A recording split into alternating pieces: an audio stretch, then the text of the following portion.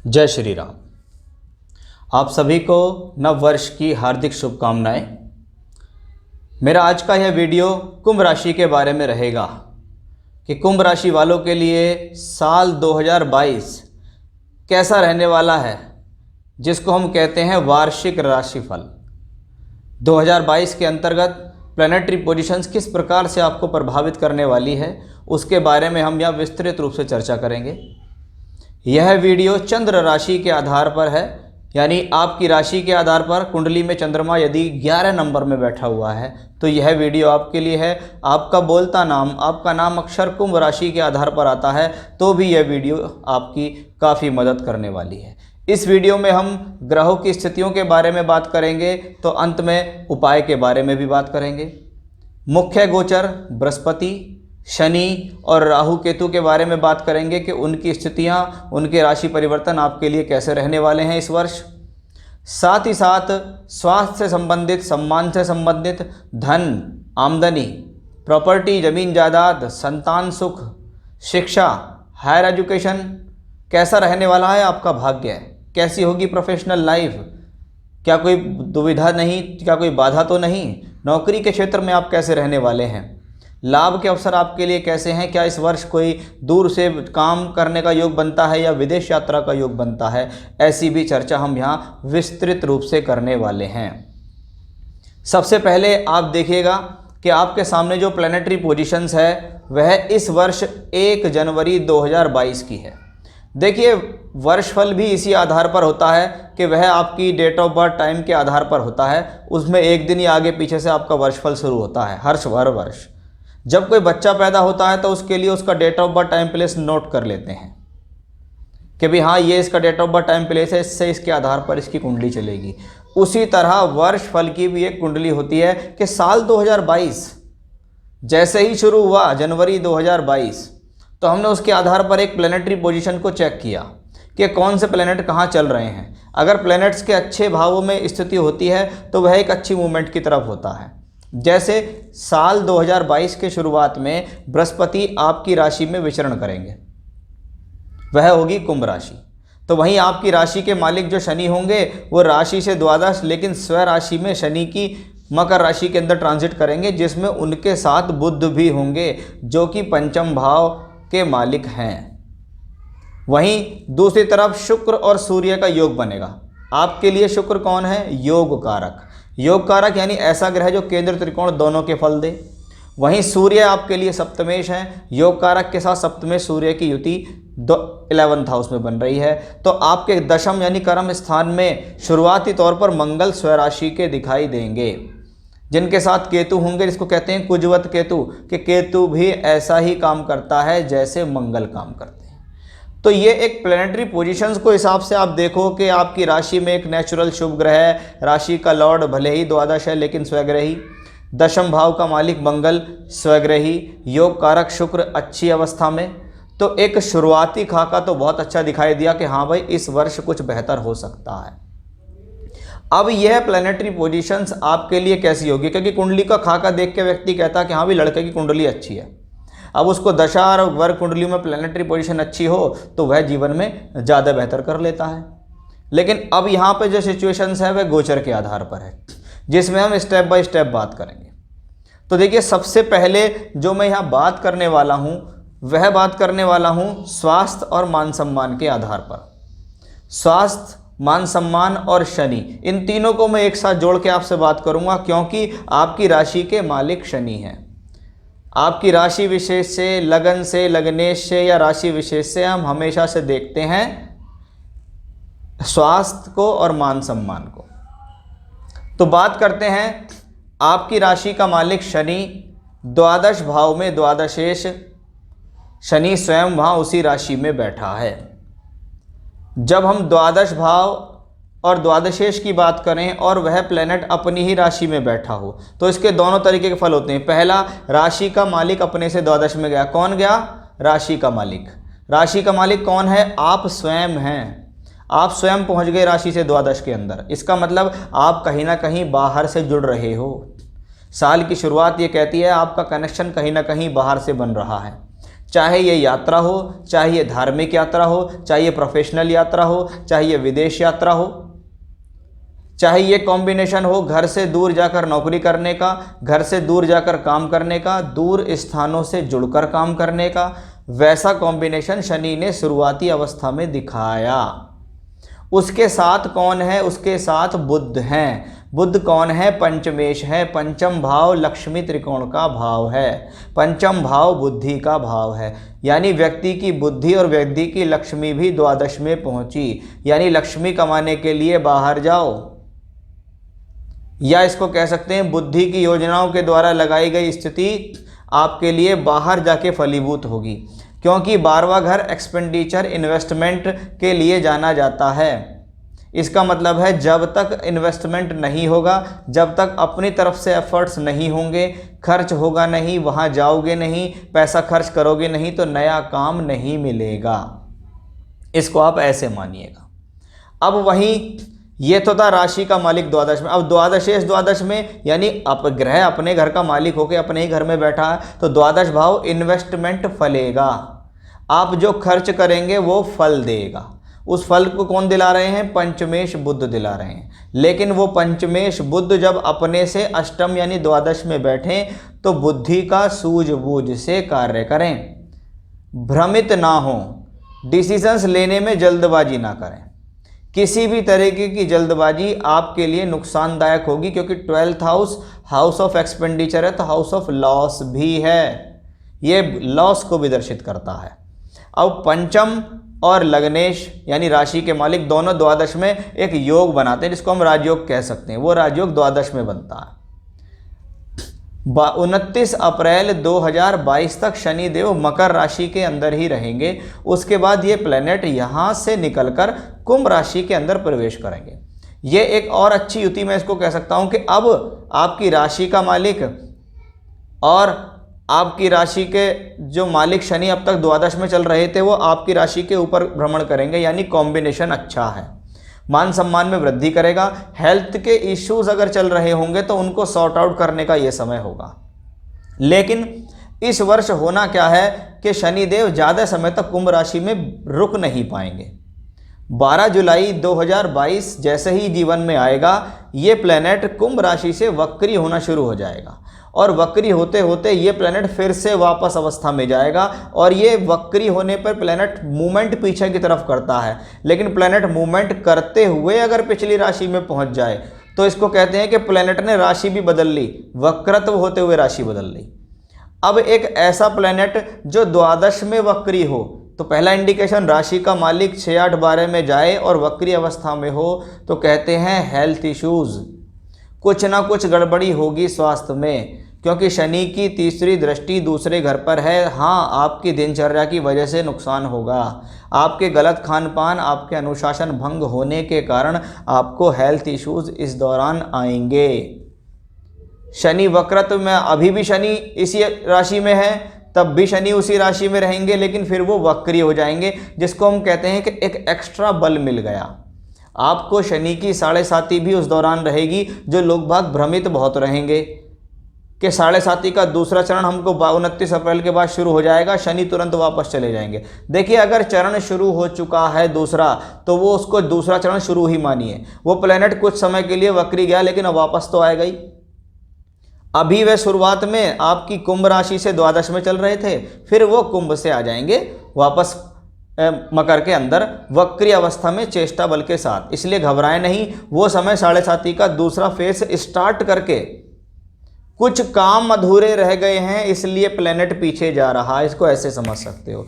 वक्री प्लेनेट का मतलब है भैया कुछ रह गया था अधूरा, कोई मीटिंग रह गई थी अधूरी, कुछ काम अधूरा रह गया था, कोई पार्टी थी जिससे बात नहीं हो पाई, फिर से बात हुई, कोई अपॉर्चुनिटी थी जो हाथ में आने वाली थी निकल गई, फिर से आएगी, कोई नौकरी थी जो हाथ में आने वाली थी निकल गई, वो फिर से आएगी, इसको हम ये कह सकते हैं।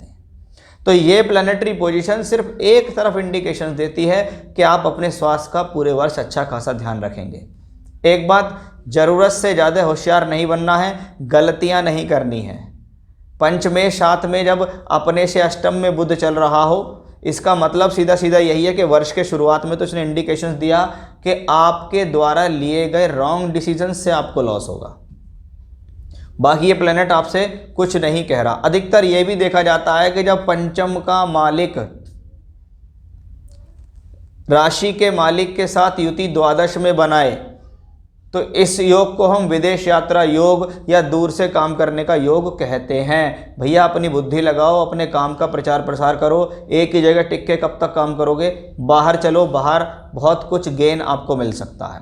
शनि की दशम दृष्टि 9th हाउस पे है, ये कर्म की दृष्टि है। भाग्य को उजागर करने के लिए कर्म करो। वो कर्म कहाँ हो रहा है? वो कर्म 12th हाउस में हो रहा है। भले ही एफर्ट्स ज़्यादा होंगे लेकिन फ़ायदा भी उसका ज़्यादा ही मिलेगा। तो ये तो थी 12th राशि के मालिक और शनि की स्थिति आपके लिए कैसी रहने वाली है। स्वास्थ्य के तौर पे कोई ज़्यादा बड़ी प्रॉब्लम तो नहीं है, लेकिन हाँ हेल्थ इश्यूज किस कारण से आएंगे वो बताया। सम्मान हानि के कोई योग नहीं बनते हैं। आइए अब मैं बात करता हूँ पैसे के बारे में। पैसा, धन कैसा रहेगा इस वर्ष? देखिए धन दो जगह से आता है। पहला धन दूसरे घर से, यहाँ से क्या है? परिवार से मिलने वाला पैसा। दूसरा वे ऑफ टॉकिंग के माध्यम से मिलने वाला पैसा, क्योंकि ये वाणी स्थान है।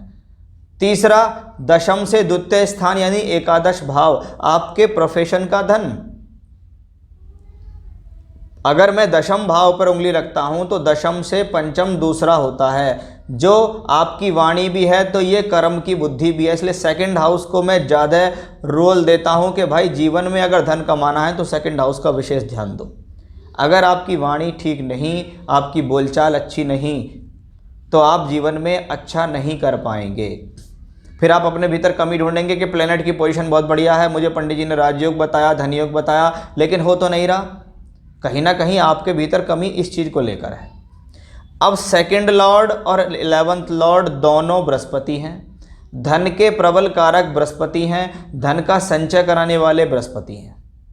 वर्ष की शुरुआत में राशि में ही चल रहे हैं, है तो ये धन योग के 11th और 2nd दोनों के जो मालिक बृहस्पति वो राशि विशेष में चल रहे हैं। बृहस्पति धन योग देने के लिए तैयार। फिर आपके जीवन में आएगा 13 अप्रैल 2022, जब बृहस्पति कुंभ राशि को छोड़कर मीन राशि में पहुंच जाएंगे। इसका मतलब है ये प्लेनेट अपने ही हाउस में होगा। Second Lord in second house, धन की वृद्धि होना, धन का संचय होना, परिवार से पैसे का मिलना, कुटुंब से धन का सहयोग मिलना, इसको हम ये कहते हैं। साथ ही साथ ये वे ऑफ टॉकिंग के माध्यम से पैसा देगा, बोलचाल के माध्यम से धन कमाने का योग यहाँ है। यह कॉम्बिनेशन पैसा भी देगा, यह कॉम्बिनेशन वृद्धि भी कराएगा, धन संचय भी कराएगा। बृहस्पति की पंचम दृष्टि जब पड़ेगी आपके 6ठे भाव के ऊपर, तो आप अपने शत्रु, अपने कंपेटिटर्स को, अपनी बीमारियों को अपनी बुद्धि, अपने ज्ञान के बल पर परास्त कर देंगे। अपनी अड़चनों को आप रोक लेंगे। बृहस्पति की 9वीं दृष्टि जब आपके कर्म स्थान पे आती है तो ये प्रोफेशनली बेहतर है, क्योंकि ये प्लेनेट दशम से पंचम में है और पंचम दूसरे में बैठकर फिर वापस दशम को दृष्टि दे रहा है। यानी बृहस्पति ने एक बहुत सुंदर समन्वय बनाया हुआ है, 2nd house, 10th house, 2nd house और 10th हाउस से, स्थिति से और दृष्टि से भी। वहीं ये 11th लॉर्ड भी है, ये भी हाउस ऑफ गेन और पैसे के लिए ही माना जाता है। यानी इस वर्ष बृहस्पति शुरुआती अवस्था में भी अच्छे हैं और बाद में भी प्रबल होते ही दिखाई देंगे। शनि की दृष्टि भी बृहस्पति पर ही होगी। 2nd लॉर्ड इन 2nd हाउस और शनि राशि के मालिक होके, द्वादश के मालिक होके देख रहे हैं, पैसा बाहर से आता दिखाई दे रहा है, पैसा कहीं ना कहीं जुड़ता दिखाई दे रहा है। इन दोनों को हम इस तरीके से यहाँ मान सकते हैं। अब मैं बात करूँगा 4th हाउस के बारे में। 4th हाउस भूमि, जमीन, जायदाद, सुख, साधन, वाहन। वहीं ये शुक्र आपके भाग्य स्थान के मालिक भी हैं। शुरुआती स्थिति देखें तो शुक्र ने 11th हाउस में बैठकर इस बात को पुष्टि करी है या इस बात की तरफ इंडिकेशन दिया है कि भाई ये वर्ष आपके लिए प्रॉपर्टी वाइज अच्छा होने वाला है। इस वर्ष अवश्य ही आप, चाहे आप वाहन खरीदें, चाहे छोटा वाहन चाहे बड़ा वाहन, चाहे छोटा प्लॉट या बड़ा प्लॉट, चाहे फ्लैट या कुछ भी लेंगे, लेकिन इस वर्ष ऐसा योग बनता है कि आप इन चीज़ों से लाभ ले सकते हैं। जिन लोगों के पास ऑलरेडी प्रॉपर्टी है वो और खरीद सकते हैं, जिन लोगों के पास प्रॉपर्टी है वो उस प्रॉपर्टी से रेंट आदि पे देकर फ़ायदा ले सकते हैं। प्रॉपर्टी का बढ़ना या प्रॉपर्टी से सुख या वाहन से सुख लेने का योग है। मकान के पोजीशन मिलने का भी यही कॉम्बिनेशन होता है कि हाँ भाई इस वर्ष आप अपने मकान के अंदर जा रहे हो, पोजीशन नहीं मिल रहा है तो मिल जाएगा। शुक्र की स्थिति अच्छी है, इसको मैं खराब स्थिति नहीं मानता। 4th हाउस के ऊपर ना तो बृहस्पति का कोई दृष्टि पड़ेगी ना शनि की दृष्टि पड़ेगी, लेकिन 4th हाउस में राहु होंगे उच्च के शुरुआत में, वो भी शुक्र की राशि में होंगे। शुक्र फिर से 11th में, यानी 4th हाउस के ऊपर कोई बैड एस्पेक्ट तो नहीं दिखाई दिया। इसका मतलब है प्लैनेटरी पोजीशंस ठीक है कि शनि आपकी राशि से द्वादश में गोचर कर रहा है और द्वादश इन्वेस्टमेंट का हाउस है। इसका मतलब ऐसा भी संभव है कि वो इन्वेस्टमेंट आपका प्रॉपर्टी के लिए हो सकता है। ऐसा क्यों? क्योंकि शुक्र शुरुआत में दिखाई देंगे धनु में, लेकिन फरवरी के महीने में यही शुक्र पहुंच जाएंगे मकर राशि के अंदर, फिर ये शुक्र आएंगे कुंभ में, मीन में, मेष में और वृषभ में। यानी शुरुआती 5 से 6 महीने के अंदर आपके साथ ऐसा हो सकता है कि आप कोई ना कोई वाहन परचेज कर लें या प्रॉपर्टी से संबंधित आपके लिए कोई फ़ायदा हो जाए, इसको हम ये कह सकते हैं। मकान का रिनोवेशन आदि भी कराना भी इन्हीं कॉम्बिनेशंस में देखा जाता है, तो प्रॉपर्टी के हिसाब से कॉम्बिनेशन बेटर। अब आइए देखते हैं 5th हाउस। पंचम भाव शिक्षा, पंचम भाव बुद्धि, पंचम भाव संतान, ये सब 5th हाउस से देखे जाते हैं। तो वहीं पंचम से पंचम 9th हाउस से हायर एजुकेशन देखते हैं। देखिए पंचमेश राशि के मालिक शनि के साथ द्वादश गया, या तो आप पढ़ने के लिए बाहर जा रहे हो, आपकी बुद्धि कहीं बाहर से जुड़कर काम करने वाली है, आपकी बुद्धि विदेश के लोगों से जुड़ के काम करने वाली है, या आपकी संतान घर से दूर जा रही है, आपकी संतान दूर स्थान पर पढ़ने जा रही है। इसको हम ऐसे मान सकते हैं, क्योंकि ज़रूरी नहीं है हर व्यक्ति की शादी हो गई हो या हर व्यक्ति के बच्चे हो गए हों, उसके लिए वो पंचम है। और पंचम भाव बुद्धि है, योजनाएं हैं। ऐसे समय में व्यक्ति को थोड़ा सा उन चीज़ों में ध्यान देना चाहिए कि भाई स्टॉक मार्केट में इन्वेस्टमेंट से पहले थोड़ा सा एहतियात बरतें। मैं ऐसे लोगों को कहता हूं कि रखना है तो लॉन्ग टर्म पे इन्वेस्टमेंट रखो, क्योंकि शॉर्ट टर्म का इन्वेस्टमेंट करना आपके लिए नुकसानदायक हो सकता है। तो पंचमेश ने राशि के मालिक शनि के साथ द्वादश में योग बनाया। अब बृहस्पति शुरुआत में वही है जो कि कम से कम 13 अप्रैल तक पंचम भाव पर रेगुलर दृष्टि देंगे, और शनि द्वादश में बैठ के नवम भाव को दृष्टि देंगे। इसका मतलब क्या है? आप किसी एजुकेशन में दाखिला लेना चाह रहे हो तो मिल जाएगा, एजुकेशन फलित हो जाएगी। या ये कह सकते हैं कि हायर एजुकेशन के लिए अच्छा है कि फाइनेंस में MBA करना है, MCA करना है, अपनी एजुकेशन को मास्टर्स में तब्दील करना है, नेट क्वालिफाई करना है, PhD में जाना है, क्या रिसर्च के लिए एप्लीकेशन डाल दूं तो ठीक रहेगा या नहीं? हाँ ठीक रहेगा।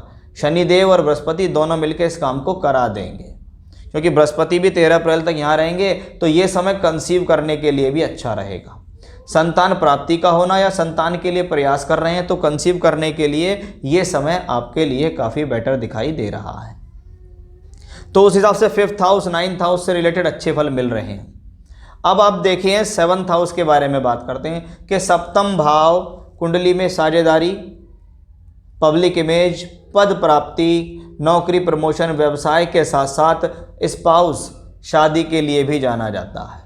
अब शादी का मालिक वर्ष के शुरुआत में 11th हाउस में ट्रांजिट कर रहा है शादी के कारक शुक्र के साथ, जिसने कहा कि हाँ इस वर्ष शादी में वृद्धि हो सकती है। वृद्धि का मतलब फायदा होना, रिश्ता नहीं हो रहा है तो रिश्ता हो जाना, लाइफ पार्टनर के साथ संबंधों में सुधार आना, लाइफ पार्टनर का अपने कार्य क्षेत्र से आपको सहयोग देना, चाहे वो प्रोफेशनली सहयोग दे चाहे धन से सहयोग दे, लेकिन आपको सहयोग दे, इसको ये मान सकते हैं। क्योंकि सूर्य सप्तम भाव का मालिक है और बृहस्पति की उस पर दृष्टि है, यानी मई जून के महीने तक आपके साथ ये सिचुएशंस बनेगी कि आपके लिए रिश्ते की स्थितियां बेटर होंगी। शादी होना, शादी रिश्ता होना, वो दोनों ही कॉम्बिनेशंस इसी कंडीशन से नज़र आ रहे हैं। तो बृहस्पति की 7th हाउस पे दृष्टि भी है, भले ही दोहरा गोचर नहीं हो रहा है, क्योंकि दोहरा गोचर सिर्फ शुरुआत में दिखाई देगा। कब? जब तक बृहस्पति शनि का राशि परिवर्तन नहीं होगा, क्योंकि शनि 9th हाउस को देखेंगे, बृहस्पति भी 9th हाउस को 9वीं दृष्टि से देखेंगे। इसका मतलब है 9th हाउस एक्टिवेट है, धार्मिक यात्रा, कोई बड़ी यात्रा, कोई हायर एजुकेशन, संतान की प्राप्ति, धर्म की में वृद्धि, भाग्य में वृद्धि, वो सब शुरुआत में काफ़ी बेटर स्थितियों में दिखाई दे रही है। तो 7th हाउस भी बेहतर है, कोई मैरिड लाइफ रिलेटेड प्रॉब्लम्स, कोई बड़ा इशू नज़र नहीं आया। अब देखिए 10th हाउस को देखते हैं। 10th भाव से हम क्या देखते हैं? नौकरी या व्यवसाय। अब पहला इंडिकेशन, मंगल दशमेश होके 10th भाव में स्वराशि के होकर हैं। इसका मतलब है इस वर्ष प्रोफेशनली स्थितियां मजबूत बनती दिखाई दे रही हैं। दशमेश 10th के अंदर है, व्यक्ति राइज करेगा, व्यक्ति अपने प्रोफेशन के लिए मेहनत करेगा। एनर्जी के कारक मंगल 10th हाउस में है, व्यक्ति अपने काम के प्रति जोर शोर से लगा हुआ है। व्यक्ति पूरी तरीके से मेहनत करके आगे बढ़ेगा, क्योंकि मंगल की चौथी दृष्टि आपकी राशि के ऊपर आती है, जो कि आपको मेहनत करने के लिए प्रेरित करती है, जो कि आपको साहस प्रदान करती है। इसको हम ये कॉम्बिनेशन कहते हैं। शुरुआत में उसके साथ केतु होंगे, लेकिन ये कोई नुकसानदायक कॉम्बिनेशन नहीं है। अब आप देखिएगा कि जब मंगल का ट्रांजिट मकर राशि में होगा, कब होगा? मकर में मंगल होंगे 26 फरवरी से 7 अप्रैल। उस दौरान शनि भी वहीं होंगे, मंगल दशमेश होकर वहाँ ट्रांजिट कर रहे होंगे। इसका मतलब है वो एक समय होगा जिसमें आपको एक बेटर अपॉर्चुनिटी घर से दूर प्राप्त होगी।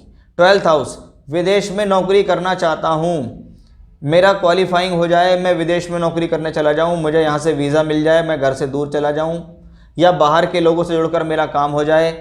जो भी लोग ऐसे काम करने की इच्छा रखते हैं कि भाई कोई विदेशी कंपनी के साथ डीलिंग हो जाए, कोई विदेशी माल आ जाए, हम विदेश चले जाएं, विदेश वाले यहाँ आ जाएं, कुछ भी हो जाए, लेकिन वो 45 से 50 दिन का जो गोचर होगा मंगल का, वो आपके लिए बेहतर होगा, क्योंकि शनि उस दौरान स्वराशि के उसी में होंगे, मंगल भी उच्चस्थ होकर वहाँ चल रहे होंगे। तो ये प्लैनेटरी पोजीशंस आपके लिए अच्छी होगी। उसके बाद मंगल की पोजीशन जैसे जैसे आपकी लाइफ में आगे बढ़ेगी, वो कॉम्बिनेशन अच्छा होता चला जाएगा। एक स्थिति आएगी जब मंगल मेष राशि में होंगे। मेष राशि में जो मंगल होंगे वो लगभग आप समझिए 27 जून से 10 अगस्त के बीच होंगे। उस दौरान मंगल 3rd हाउस में होंगे, तीसरे घर में मंगल होंगे। शनि उस दौरान लगभग आप समझिए कुंभ में होंगे, कुंभ से बैठ के शनि मंगल को दृष्टि देंगे और फिर बाद में शनि पीछे चले जाएंगे, यानी फिर से 3rd 12 का एक्टिवेशन। कि इसको कहते हैं कि विदेश गया हुआ व्यक्ति वापस आ जाता है काम करके, या विदेश जाने की इच्छा रखने वाला व्यक्ति विदेश की तरफ आगमन होता है, क्योंकि ये 3rd और 12th का कनेक्शन इसी तरीके से देखा जाता है। मंगल जब मेष राशि में ट्रांजिट करेंगे, उस दौरान आपके भाग्य में अचानक से प्रगति करने का योग बनेगा। ये वो समय होगा, क्योंकि आगे जितनी भी पोजीशंस आपके लिए होंगी वो एक मजबूत स्थितियों में ही जाती दिखाई दे रही हैं।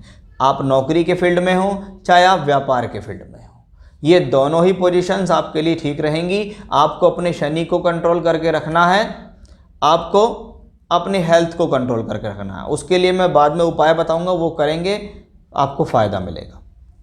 आइए अब मैं बहुत मुख्य ग्रह राहु और केतु के बारे में बात करूंगा। देखिए, राहु और केतु 12 अप्रैल 2022 तक इसी राशि में भ्रमण करेंगे, यानी वृषभ और वृश्चिक के अंदर। वृषभ और वृश्चिक, वैसे तो ये कोई खराब कॉम्बिनेशन नहीं है, क्योंकि राहु केतु यहाँ उच्चस्थ अवस्था में माने जाते हैं। राहु शुक्र की उच्चस्थ राशि में है, केतु मंगल की राशि में है। प्लैनेटरी पोजीशन शुक्र और मंगल की बेहतर है, तो ये कोई नुकसान का सौदा तो है नहीं। अब बात आती है राहु केतु जब मेष में और तुला में पहुंचेंगे। देखिए, मेष राशि मंगल की राशि है, ग्रह का स्वभाव है। राहु के लिए कहा जाता है कि राहु वो प्लैनेट है जिसकी राशि में स्थित होता है उसके स्वभाव को ग्रहण करने का प्रयास करता है।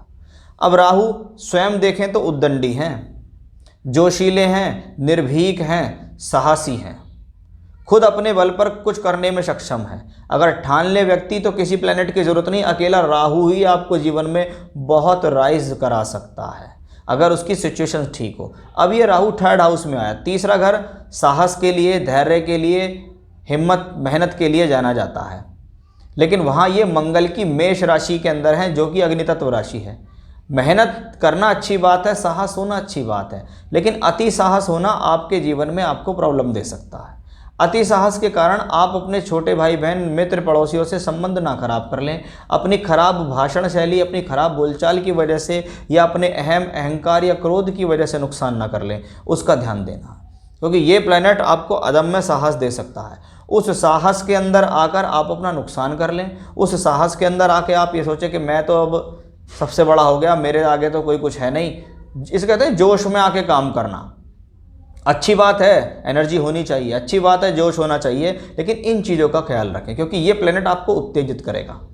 मेष राशि का राहु बहुत तीव्र गति से क्रोध दिलाने वाला होता है, इसलिए डिसीजंस पर काबू रखें, अदरवाइज राहु परफेक्ट है। राहु का कनेक्शन अपनी पंचम दृष्टि से 7th हाउस, 9th हाउस और 11th से कनेक्शन बनाता है, यानी अकेला राहु 3, 7, 11 से संबंध बना रहा है। इच्छाओं में प्रबलता तो आएगी, इच्छाएं तो बढ़ेंगी कि भैया पैसा अगर कमा रहा हूं तो खर्च करने की स्थिति भी आपके अंदर आएगी। फिर आप कहेंगे ये कर लो वो कर लो, क्योंकि राहु भौतिक सुख को भी रिप्रेजेंट करता है। अब अगर आप ईंधन से संबंधित काम करते हैं, इलेक्ट्रिक से रिलेटेड काम करते हैं, मीडिया से रिलेटेड काम करते हैं, अग्नि से संबंधित कोई भी काम करते हैं, तो ये राहु आपके लिए बेनिफिशियल है। अब केतु को देखो, केतु 9th हाउस में, 9वां घर धर्म का और भाग्य का कहलाता है। वहां पर एक बैलेंसिंग राशि शुक्र की राशि है, और शुक्र कौन है? दैत्यों के आचार्य हैं। इसका मतलब आपका धर्म के प्रति आस्था तो बढ़ने वाली है, धर्म के प्रति प्रचार प्रसार तो बढ़ने वाला है। अगर आप पूजा पाठ में मन नहीं लगाते हैं तो इस वर्ष आप कुछ आस्तिक हो जाएंगे, आपका ध्यान ईश्वर के प्रति जाना शुरू हो जाएगा, आप धार्मिक यात्राएं उस दौरान करेंगे। 9th हाउस में केतु, क्योंकि सौम्य ग्रह की राशि में है और वो शुक्र की राशि के अंदर है, तो शुक्र और केतु का कॉम्बिनेशन इलेक्ट्रॉनिक्स के लिए अच्छा माना जाता है, कंप्यूटर से संबंधित पार्ट्स के लिए अच्छा माना जाता है। जो लोग videography, camera, mobile accessories, computer accessories, electronic accessories से रिलेटेड काम करते हैं, ये कॉम्बिनेशन उनके लिए भी बहुत बढ़िया है। ऐसे कामों में आप अच्छा कर सकते हैं। लैंग्वेज कोर्स करते हैं, लैंग्वेज कोर्स कराते हैं, लैंग्वेज पढ़ाते हैं, कंप्यूटर के रिलेटेड लैंग्वेज पढ़ाते हैं, उनसे रिलेटेड कोई पार्ट्स या कोर्स कोई ऑनलाइन कराते हैं, तो ये केतु आपके लिए बेनिफिशियल है। इसको मैं कोई नुकसानदायक योग नहीं कहता। लेकिन ये कहा जाता है राशि से तीसरे में राहु हो तो ठीक है, लेकिन राशि से 9th हाउस में अगर केतु हो तो ये फादर की हेल्थ के लिए अच्छा नहीं होता है। तो पिता के साथ संबंध और पिता के स्वास्थ्य दोनों का आपको विशेष रूप से उस दौरान ख्याल रखना होगा। तो ये तो थी एक प्लैनेटरी पोजीशंस जिसके बारे में मैंने आपको यहाँ बताया है। अब मैं कुछ उपाय के बारे में आपके बात करूँ। देखिए, इस वर्ष मुझे सबसे ज़्यादा दुविधा में फंसा हुआ और सबसे ज़्यादा रिजल्ट देने वाला प्लैनेट जो लगा है वो शनि लगे हैं, कि शनि देव ही सब कुछ करेंगे, वो राशि के मालिक हैं, वो द्वादश में होंगे, फिर वापस राशि में आएंगे, फिर वक्री होकर वापस द्वादश में चले जाएंगे। इसका मतलब है प्लैनेट आगे पीछे मूवमेंट करेगा। तो ऐसे में आप, अच्छी बात यह है कि अगर इस कार्यकाल के अंदर आप शनि के बीज मंत्र या शनि के वैदिक मंत्र, इनमें से किसी एक मंत्र को पकड़ ले के भी हाँ मुझको ये मंत्र 1.25 लाख स्वयं करने हैं, स्वयं 1.25 लाख मंत्र करने के बाद किसी ब्राह्मण को बुला लीजिए और उससे कहिए मैंने 1.25 लाख मंत्र स्वयं जपे हैं। इन मंत्र को जपने के बाद मैं आपसे इसका दशांश हवन कराना चाहता हूँ, तो आप इसका दशांश हवन कराइएगा, बहुत बढ़िया आपके लिए रहने वाला है। तो पहली पूजा तो आपके लिए ही है। उसके अलावा हनुमान जी की पूजा, चाहे हनुमान अष्टक या बजरंग बाण, आप अपने नित्य नियम में डालें। शनिवार के दिन अगर सुंदरकांड पढ़ने की भी आदत डालेंगे तो यह भी आपके लिए बहुत बेटर रहेगा। शनि के जितने भी मंत्रों का आप जाप करें, कोशिश करें शाम के समय करें, क्योंकि सूर्यास्त के बाद जो पहला 1 घंटा होता है वो शनि की होरा के लिए माना जाता है। अगर आप सूर्यास्त के बाद शनि के मंत्रों का जाप करते हैं तो अच्छा है। रुद्राक्ष की माला से करें, काले या नीले कपड़े के ऊपर बैठकर करें, सरसों का तेल का दीपक जला के कर सकते हैं तो और अच्छा आपके लिए रहेगा। और 3 माला या 5 माला का रोज नियम आप बना लीजिए कि इतने पूजा आपको रोजाना करनी ही है, और फिर देखिए आप अपने जीवन में चमत्कार, शनिदेव की ब्लेसिंग्स भी मिलेगी और आपको फायदा भी होगा। तो ये था मेरा आज का विषय कि मैंने आपको यहाँ बताने का प्रयास किया है कि इस वर्ष 2022 आपके जीवन के लिए कैसा रहने वाला है। इस वर्ष प्लैनेटरी पोजीशंस आपके लिए कैसी होंगी, क्या होने वाला है आपके जीवन में, किस प्रकार का होगा फायदा, उसके बारे में मैंने चर्चा की और उपाय भी बताए हैं। फिर से नए विषय के साथ आपके सामने हाजिर होऊंगा मैं, तब तक के लिए बने रहिएगा मेरे साथ। जय श्री राम।